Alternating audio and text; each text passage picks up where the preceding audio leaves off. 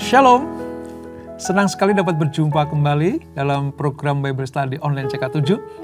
Hari ini kita akan membahas kelanjutan dari kisah Esther, saudara. Esther pasal yang ke-6. Bagaimana sekalipun Tuhan tidak disebutkan dalam seluruh kitab Esther ini, tapi nyata benar pertolongan, nyata benar tindakan Allah, nyata benar keputusan-keputusan Tuhan untuk mengatur seluruh kehidupan umat manusia. Nah, pada pasal yang ke-6 ini mulailah Tuhan itu membalikkan keadaan. Yang tadinya Haman itu pada posisi di atas angin gitu ya, karena rencananya hampir terlaksana. Tapi tiba-tiba atas keputusan Tuhan, siapa yang akan dimuliakan dan siapa yang akan direndahkan. Mulai pasal yang ke-6 ini sampai pasal yang ke-10 kita akan mengerti Tuhan tetap pegang kendali. Sebelum kita membaca, merenungkan dan belajar dari kisah Esther pasal yang ke-6 ini, mari kita datang kepada Tuhan. Kita sembah Dia, saudara. Kau Tuhan yang memutuskan segalanya. Kau Tuhan yang pegang kendali.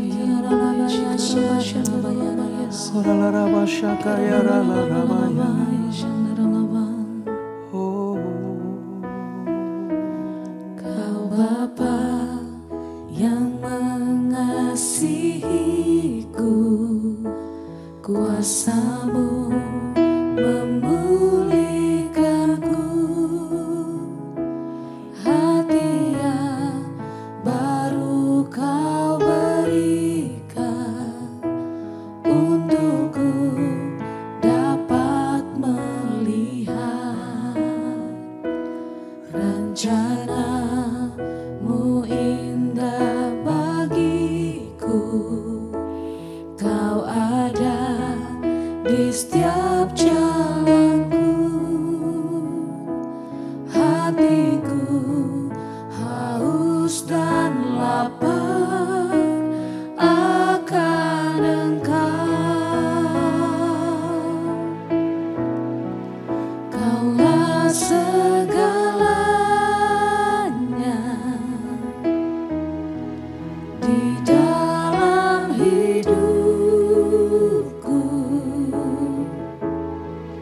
Kerajaan-Mu, kebenaran-Mu, itu bagianku.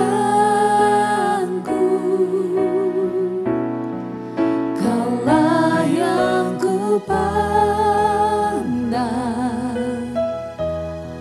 selama hidupku, mengasihi-Mu, memuliakan-Mu, Bapa dan Rajaku.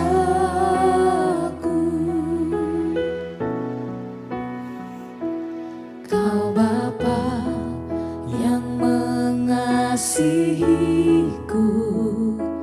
kuasa-Mu memulihkanku,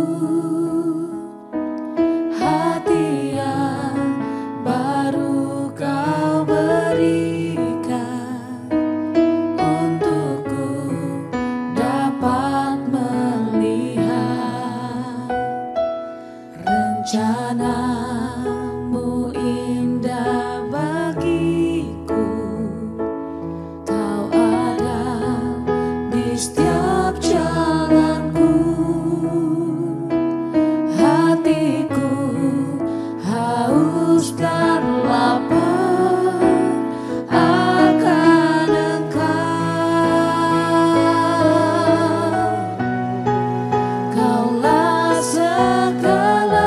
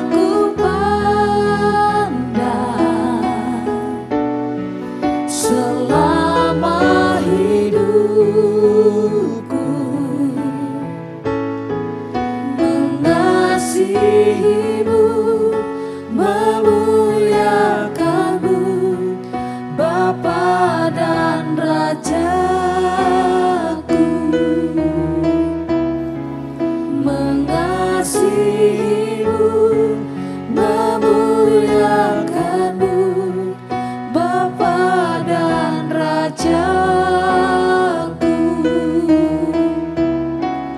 mengasihimu, memuliakanmu, Bapa dan Rajaku.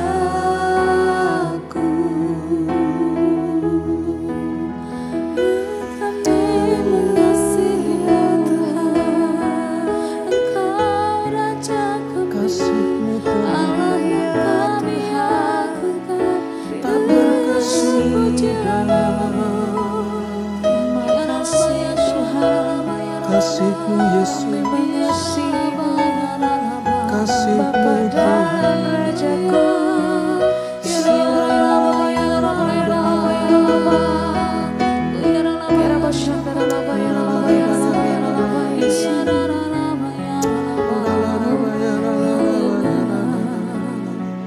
ku yakin Kau hadir di sini, ku rasakan kuasa yang tak terbatas. Ku yakin Kau nyata di sini, kemenangan terjadi di sini. Ku yakin Kau hadir di sini, ku rasakan kuasa yang tak terbatas. Ku yakin Kau nyata di sini, kemenangan terjadi di sini.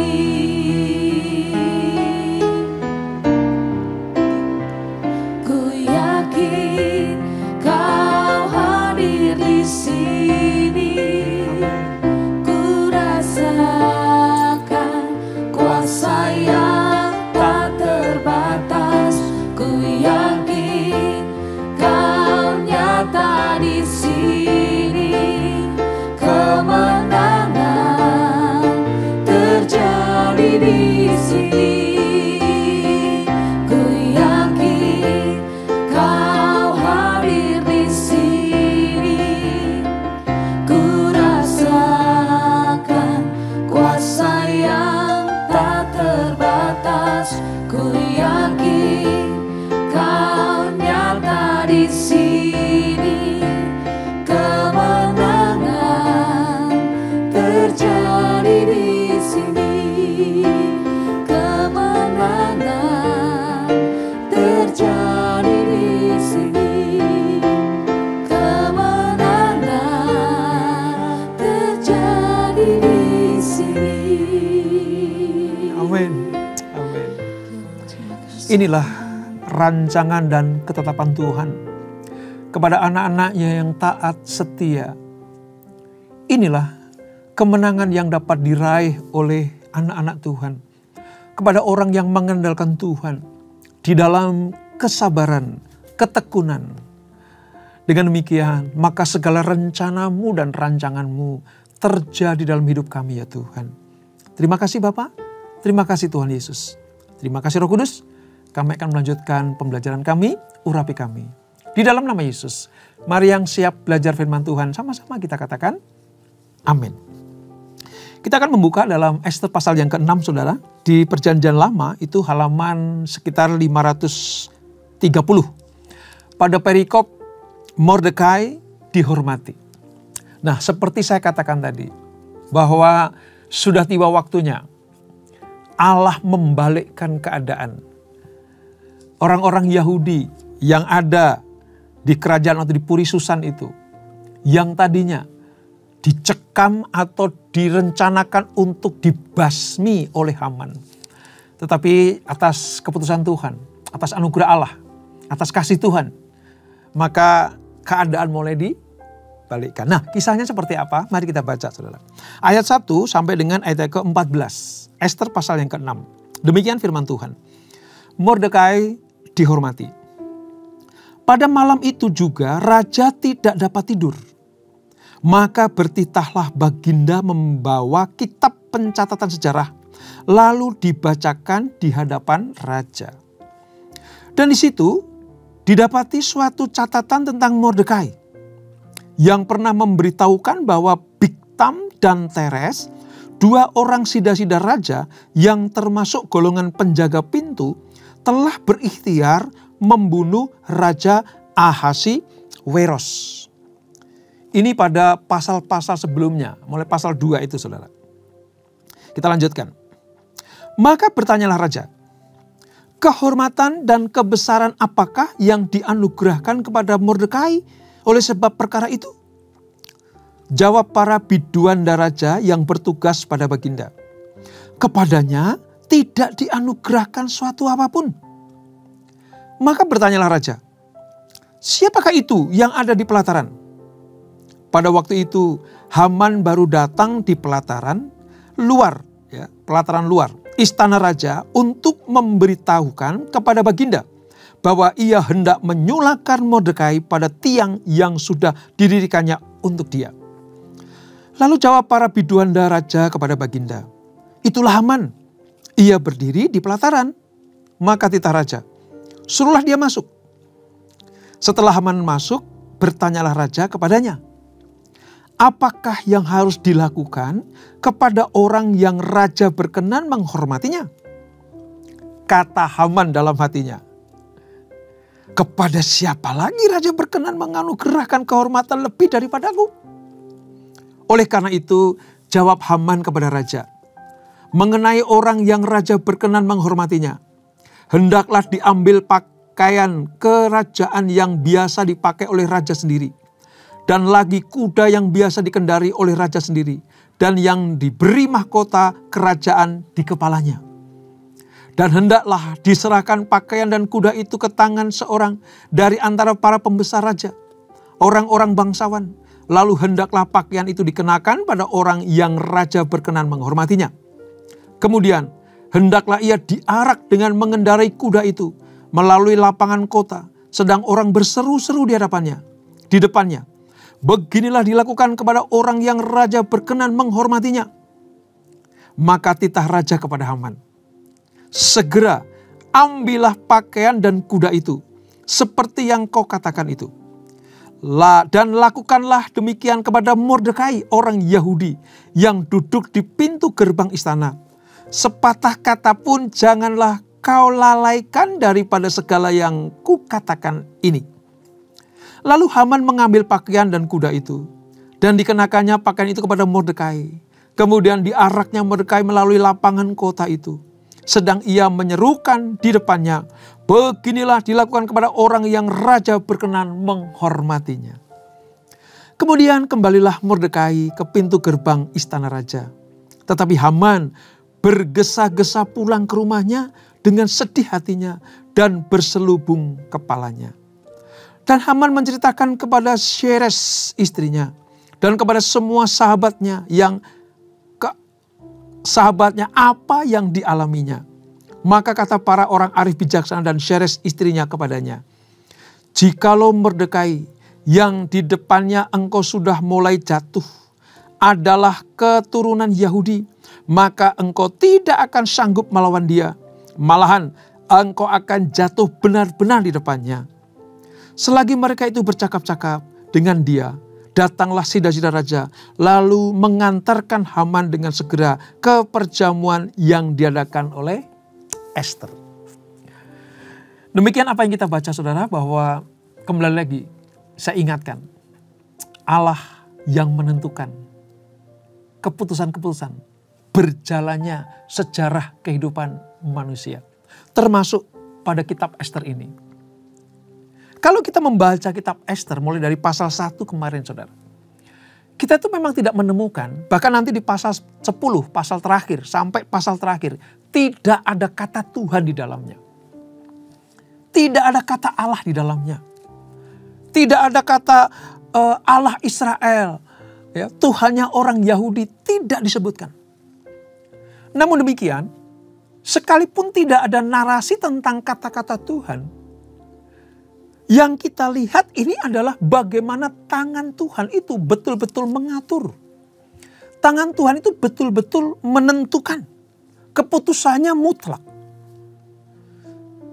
Apa yang dipikirkan oleh Haman ketika raja memanggil dia untuk masuk ke istananya, Haman sudah berpikir, inilah kesempatan bagaimana Tuhan akan meninggikan dia. Rekayasa Haman untuk menjatuhkan Mordekai. Rekayasa Haman untuk membumi hanguskan atau melenyapkan suku atau orang-orang Yahudi di Puri Susan ini. Di depan mata Haman sudah mulai kelihatan, ini dia, ini kesempatan. Apalagi ketika raja berkata, "Hai Haman, kepada orang yang pernah berjasa di kerajaan ini, apa yang harus aku lakukan? Aku minta pendapatmu." Karena Haman punya pikiran, inilah saatnya aku akan ditinggikan, maka dia mengungkapkan, kasih hadiah-hadiah raja. Biarlah pakaian raja, kuda raja, itu dikenakan kepadanya. Pikiran Haman, aku akan mulai mengenakan pakaian raja itu. Aku akan mulai duduk di seekor kuda yang gagah. Aku akan dipakaikan mahkota, akan diarak seluruh kota. Lalu ada orang berlari di depanku, di depan kuda itu. Mereka akan berkata, kepadanya lah raja berkenan. Ayo kita beri hormat, ayo kita beri penghormatan. Rancangan Haman sedemikian matangnya. Sudah di depan mata itu, saudara. Tapi apa yang terjadi? Maksud raja bukan untuk Haman, tapi maksud raja untuk Mordekai. Saudara tahu? Banyak orang menganggap bahwa kejadian di dalam kisah kitab Ester ini semuanya kebetulan. Kebetulan Ester itu bisa masuk ke lingkungan kerajaan Puri Susan. Kebetulan Raja Ahasiweros itu mendapatkan sebuah pernyataan. Kebetulan Mordekai bisa menyelamatkan orang yang hendak membunuh raja. Kebetulan Ester berkenan kepada Raja Ahasiweros. Jadi banyak orang menganggap kitab ini adalah semua kebetulan-kebetulan yang menjadi satu. Saya mau katakan begini, dengan tegas. Di dalam seluruh narasi kitab Ester, tidak ada yang kebetulan. Tidak ada yang kebetulan. Semuanya itu atas rancangan Tuhan. Demikian pula dengan kehidupan kita ini, saudara. Kalau kita sebagai orang percaya, kita menganggap bahwa kita ini adalah murid-murid Tuhan, menempatkan diri sebagai anak-anak Tuhan, maka seluruh perjalanan hidup kita itu tidak ada yang kebetulan. Tidak ada. Semua atas keputusan Tuhan. Walaupun kita tidak bisa melihat Tuhan dengan mata jasmani kita. Seperti kitab Ester tidak ada tulisan tentang Tuhan. Tetapi tangan Tuhan bekerja. Sekalipun kita tidak bisa melihat tangannya Tuhan, wajahnya Tuhan dengan mata yang jasmani ini. Tapi kita merasakan bagaimana pertolongan, penyertaan, ya, pemulihan yang Tuhan berikan buat hidup kita. Jadi sekali lagi, harus kita sadari dan kita sepakati bahwa tidak ada yang kebetulan di dalam seluruh aspek kehidupan kita. Termasuk di dalam sejarah kehidupan orang Yahudi di Puri Susan pada kitab Ester ini. Saudara, kita harus sadar bahwa begini, hidup kita ini diibaratkan sebagai sebuah tenunan atau jalinan dari benang-benang. Entah warnanya yang gelap, warnanya yang suram, atau warnanya yang cerah. Kalau hal itu, benang-benang itu dirajut, ya, disusun, itu akan menjadikan sebuah gambaran, pemandangan, lukisan yang indah sekali. Lukisan yang indah itu tidak hanya terdiri satu warna. Bukannya putih saja, atau merah saja, atau hitam saja. Pemandangan yang indah itu rangkaian dari seluruh warna yang ada. Yang oleh sang maestro pelukis atau sang penenun itu menempatkan pada posisi yang tepat. Pada ukuran yang tepat. Dan ketika sudah jadi, saudara, maka apa yang terjadi? Pemandangan itu bisa dinikmati oleh semua orang. Nah, kitab Ester juga begitu. Dari pasal 1 sampai dengan pasal yang kelima, itu seolah-olah benangnya kok benang gelap ya? Bagi orang Yahudi, benangnya kok benang kusam ya? Kok benangnya tidak cerah? Benangnya tidak memancarkan sesuatu terang yang ajaib gitu. Kok kesuraman? Bagaimana perlakuan kerajaan Surga terhadap orang Yahudi kok sedemikian hebatnya ya? Apalagi Haman, benci sekali dengan orang Yahudi. Mendarah daging bencinya kepada Mordekai yang tidak dicelakakan itu, yang tidak disulahkan. Haman sudah membuat tiang sula. Itu sebuah benang kekelaman bagi orang Yahudi. Tapi apa yang terjadi? Ketika Allah sang maestro kehidupan itu sudah mulai menempatkan benang-benang yang cerah, maka pasal 6 sampai dengan pasal yang ke-10 nanti akan kelihatan sekali. Hal-hal yang gelap, hal-hal yang suram yang dialami oleh bangsa Yahudi di kerajaan perisai ini dipadukan dengan kemuliaan yang Tuhan sediakan, dipadukan dengan kecerahan masa depan yang menanti, maka lukisannya menjadi lukisan yang indah.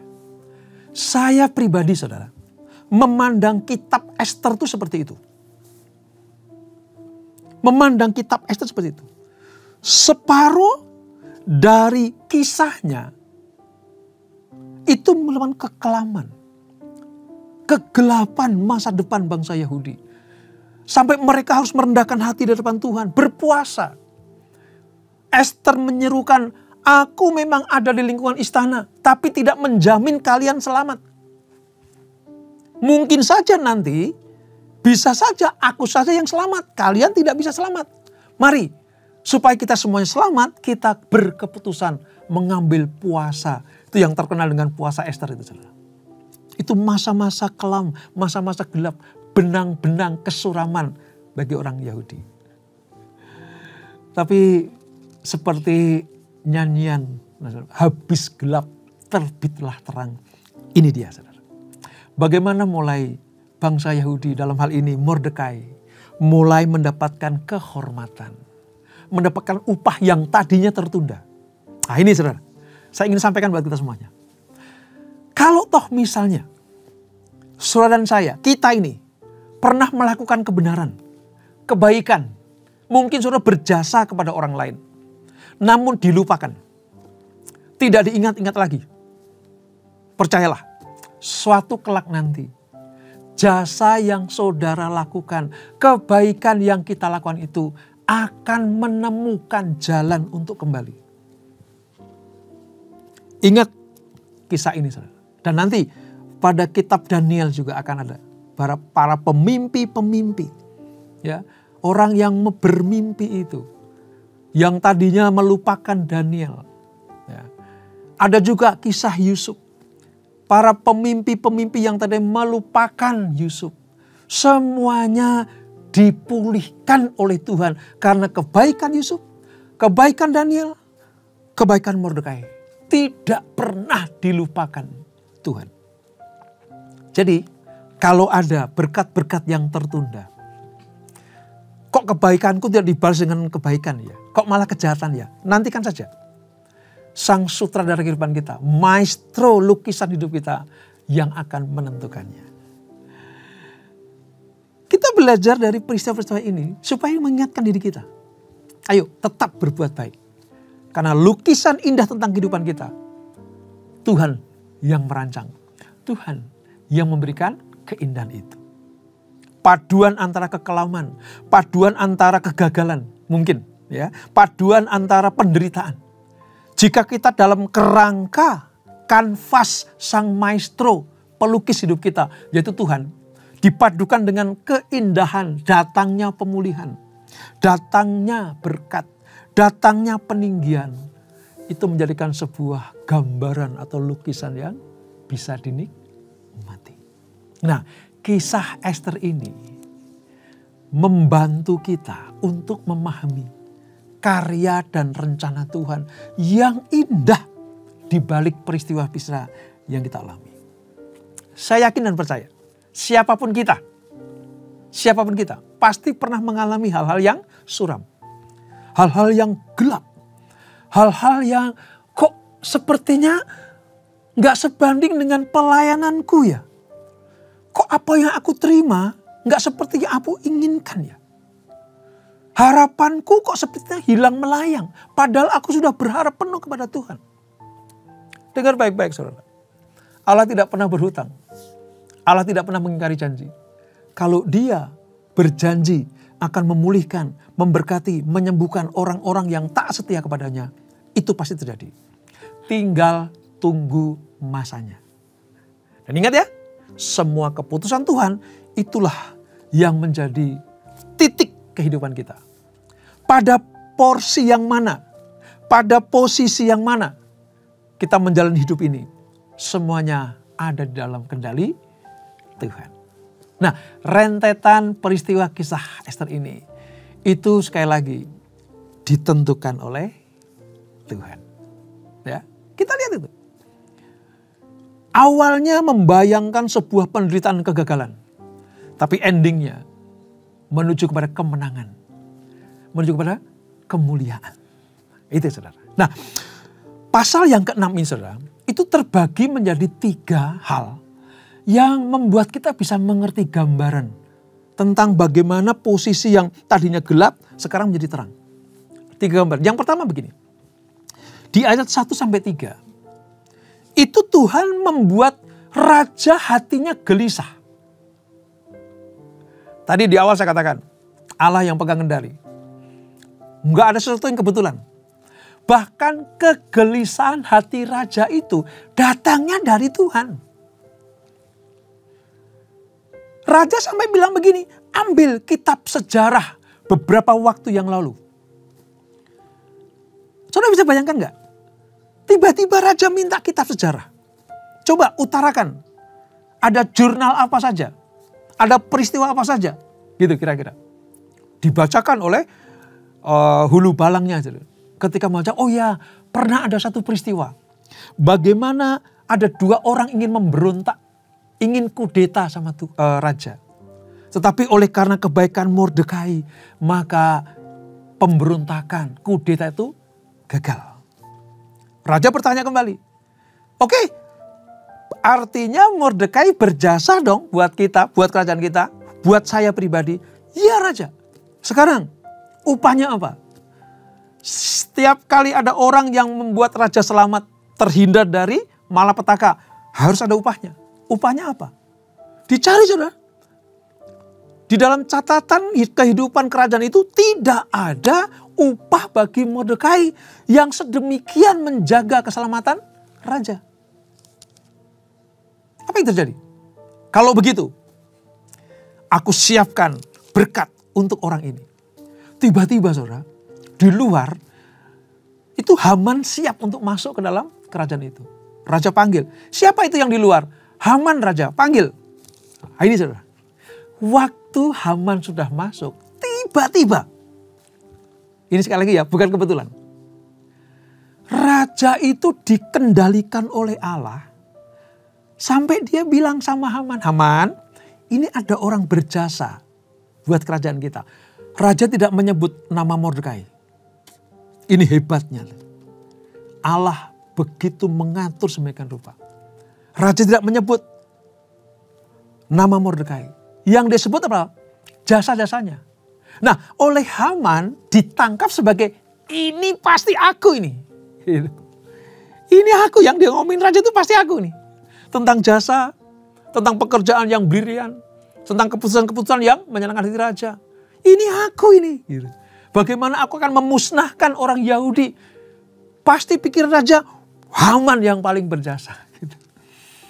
Ketika raja mengungkapkan, hadiah apa yang harus aku lakukan, berikan kepada orang yang berjasa seperti ini. Haman dengan serta-merta saudara, sudah menyusun daftarnya. Raja kasih kehormatan buat dia. Raja kasih baju kebesarannya. Kasih kuda yang terbaik yang pernah dinaiki raja. Suruh dia naik dengan mahkota yang ada di atas kepalanya. Lalu ada orang yang berdiri di depan sebelum kuda itu berjalan. Meneriakkan, inilah yang berjasa bagi raja dan kerajaan kita. Hormat kepadanya. Saudara bisa bayangkan itu? Bagaimana raja sedemikian bijaksana. Itu Tuhan yang mengatur.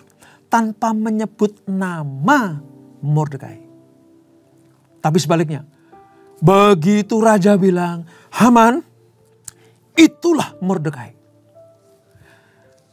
Saya bisa membayangkan bagaimana posisi Haman, bagaimana perasaan Haman, bagaimana isi hati Haman. Yang tadinya semangat menggebu-gebu karena di depan matanya sudah terlihat kemuliaan, kehormatan, kejayaan, kebesaran, kedudukan yang tinggi. Sebentar lagi akan dinikmati Haman. Tapi begitu raja menyebutkan kata Mordekai, lemes saudara. Haman lemes. Tapi karena ini titah raja, sekarang Haman, kamu keluar. Siapkan semua perlengkapan yang kamu sebut tadi.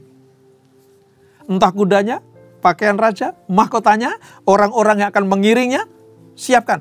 Jangan berkata sepatah kata saja. Karena ini titah raja, saudara. Sekalipun hati Haman itu sakit mungkin. Shock juga. Tapi dia lakukan. Begitu dilakukan, saudara, lemes Haman. Sampai dia pulang ke rumah. Cerita. Sama siapa? Istri dan seluruh orang-orang kepercayaan. Istri dan orang-orangnya bilang begini. Inilah waktunya. Tuhan Allah akan memutuskan mana yang terbaik. Kalau engkau disuruh berjalan di depan Mordekai, tentunya ini sebuah keputusan raja yang dikendalikan oleh Maha Tinggi itu. Saudara tahu? Rancangan jahat yang ditujukan pada anak-anak Tuhan. Rancangan kecelakaan yang ditujukan oleh orang Yahudi pada zamannya Esther. Sama mungkin atau ekuivalen dengan kejadian kehidupan kita. Orang-orang merancang jahat. Orang-orang mengikhtiarkan tentang kecelakaan kita. Tapi takut saudara, selama kita tetap ada dalam kerangka, lingkungan, atau radius jangkauan kasih Allah, kita tinggal di situ, taat setia kepada Tuhan, maka semua rancangan yang buruk itu akan diubah oleh Tuhan menjadi kemuliaan, kejayaan, dan kehormatan. Seperti yang Mordekai alami. Dalam hitungan hari, saudara, bahkan mungkin jam, Mordekai terancam mati dibunuh di tiang sula yang disiapkan oleh Haman. Tapi dalam hitungan detik, Allah bisa membalikkan keadaan itu. Bukan lagi Mordekai yang akan digantung di sula itu. Tapi sudah tahu, nanti kalau kita baca berikutnya, Hamanlah yang akan menggantikan posisi Mordekai. Yaitu apa? Dihukum di tiang sula, gantungan yang dia sediakan. Artinya begini, semua rancangan tipu daya yang oleh iblis ditujukan kepada kita lewat orang-orang sekeliling kita, itu akan berbalik kepada mereka. Gimana supaya dia berbalik kepada mereka? Ya, kita ada di dalam kasih setia Tuhan. Jangan tinggalkan Tuhan. Jangan lari dari rancangan Tuhan. Jangan keluar dari skenario kehidupan yang Tuhan rancangkan buat kita semuanya. Maka dengan demikian, apapun keadaannya, apapun kondisinya, apapun posisi kita, kalau Tuhan sudah menetapkan, yang dihormati adalah anak-anak Tuhan. Itu yang terjadi. Itu yang terjadi bagi Mordekai. Dan sudah tahu, kemuliaan, kehormatan, tidak hanya Mordekai yang menerimanya. Seluruh kaum orang Yahudi di Puri Susan itu semua mendapatkan berkat keselamatan.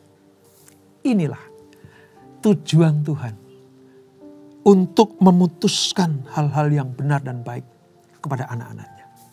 Syaratnya satu, hidup benar, setia, taat kepada Allah. Punya hubungan yang intim dengan Tuhan. Maka Tuhan akan bekerja sesuai dengan rencana dan rancangannya buat saudara dan saya. Dan itulah Esther pasal yang ke-6. Kita berdoa. Bapa, terima kasih untuk anugerah-Mu.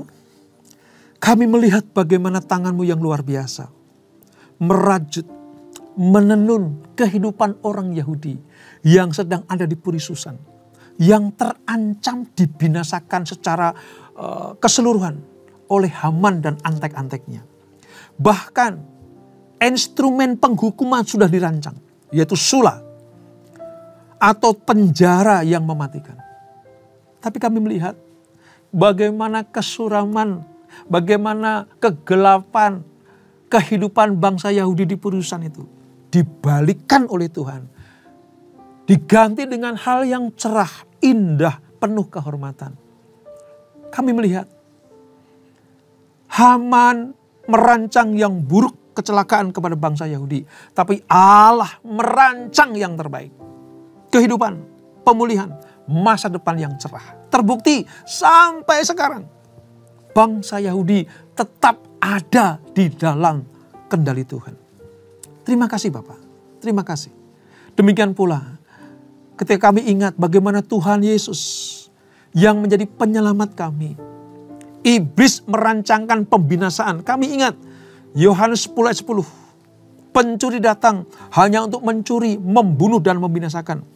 Tapi Yesus datang memberikan kehidupan, kehormatan, kemuliaan, kekal sampai selama-lamanya. Terima kasih Bapak. Ajar kami untuk selalu mensyukuri semua tenunan-tenunan Tuhan. Mungkin saat ini kami sedang ditenun dengan warna yang suram. Ditenun dengan warna yang gelap. Tapi kami percaya kesempurnaan tenunan, kesempurnaan lukisan adalah perpaduan antara berbagai macam warna. Dan kami percaya suatu kelak nanti warna cerah, warna terang, warna kemuliaan itu akan dipadukan. Dengan demikian kehidupan kami akan menjadi lukisan yang indah. Yang sedap dinikmati oleh semua orang. Khususnya Sang Maestro kehidupan kami, yaitu Tuhan Yesus Kristus. Terima kasih Bapak, berkati anak-anakmu semuanya. Sebelum kami berpisah, kami siapkan hati kami terima berkat yang daripadamu. Kekasih-kasih Kristus arahkan hatimu pada Tuhan. Terimalah berkat kasih anugerah dari Allah Bapa yang berlimpah-limpah. Di dalam anak yang tunggal Tuhan Yesus Kristus. Dan persekutuan yang manis dalam kudus menyertai kita semuanya. Mulai saat ini sampai Maranatha. Yesus datang yang kedua kali menjemput kita semuanya. Bertemu di awan-awan yang permai. Menikmati kemuliaan kekal sampai selama-lamanya. Yang diberkati, sama-sama kita katakan amin. Tuhan Yesus memberkati.